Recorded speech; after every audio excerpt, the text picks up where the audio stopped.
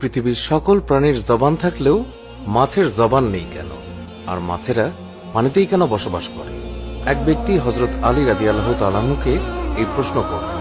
হযরত আলী রাদিয়াল্লাহু তাআলা আনহু উত্তরে বললেন, জেনে রেখো, আল্লাহ তাআলা মাছের মুখেও জবান দিয়েছিলেন।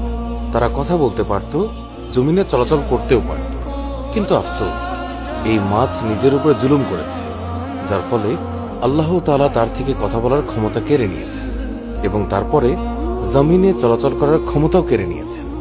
সম্পূর্ণরূপে তাদেরকে শুধুমাত্র এক জলজ প্রাণীতে পরিণত করেছে। সেই আগন্তুক ব্যক্তি জিজ্ঞাসা করল, হে আলী, মাছেরা নিজের উপর কি জুলুম করেছে?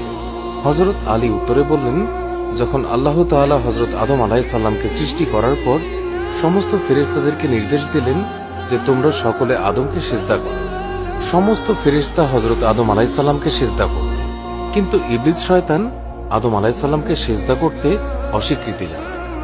ইবলিস আল্লাহ তাআলার হুকুম অমান্য করে বলতে লাগলো, আপনি আমাকে আগুন থেকে তৈরি করেছেন আর আদমকে সামান্য মাটি থেকে, যার ফলে আল্লাহ তাআলা ইবলিস শয়তানকে জান্নাত থেকে বের করে দিলেন। ইবলিস শয়তান জান্নাত থেকে বিতাড়িত হয়ে অভিশপ্ত এবং কুৎসিত রূপে দুনিয়াতে জমিনে এসে পড়ল এবং চিৎকার করে জমিনের সমস্ত মাখলুকদের বলতে লাগলো, সাবধান, মানুষ এসে পৃথিবীর বুকে জুলুম অত্যাচার করে বেড়াবে।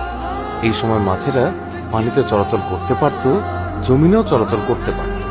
তারা উভচর প্রাণী ছিল, তখন মাছেরা কথাও বলতে পারত।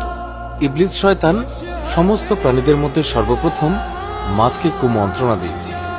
ইবলিস শয়তান মাছদেরকে বলল, মানুষ যখন পৃথিবীর বুকে আসবে তখন তারা নিজের ক্ষুধা মেটানোর জন্য তোমাদেরকে জীবন্ত অবস্থায় চাকুর সাহায্যে কেটে টুকরো টুকরো করে খাবে। মাছেরা যখন এই কথা শুনল তখন তারা সমুদ্রের অন্য সমস্ত প্রাণীদেরকে মানুষের ব্যাপারে এই সমস্ত কথা বলে মানুষের বিরুদ্ধে সবাইকে একত্রিত করতে লাগল, যার ফলে আল্লাহ তাআলা মাছদের কথা বলার ক্ষমতা কেড়ে নিয়েছে এবং মাছেরা জবান হারা হয়েছে।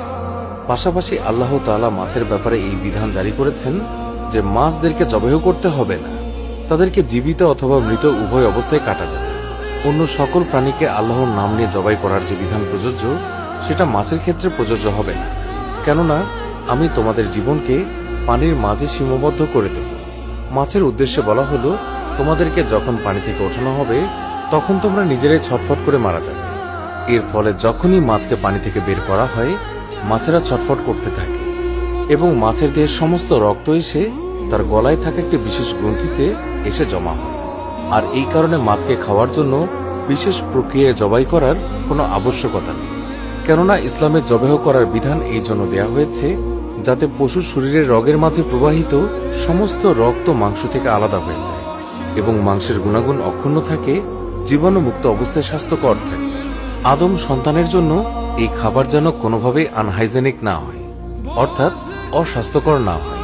আর মাছের ক্ষেত্রে আল্লাহ তাআলার বিধান জারি করা হয়েছে, যখনই মাছকে পানি থেকে উপরে আনা হবে তখন প্রাকৃতিকভাবেই মাছ ছটফট করতে করতে মাছের দেহের সমস্ত রক্ত গলার কাছে গ্রন্থিতে এসে জমা হয়ে যাবে এবং মাছের শরীরের মাংস রক্ত থেকে পবিত্র হয়ে যায়।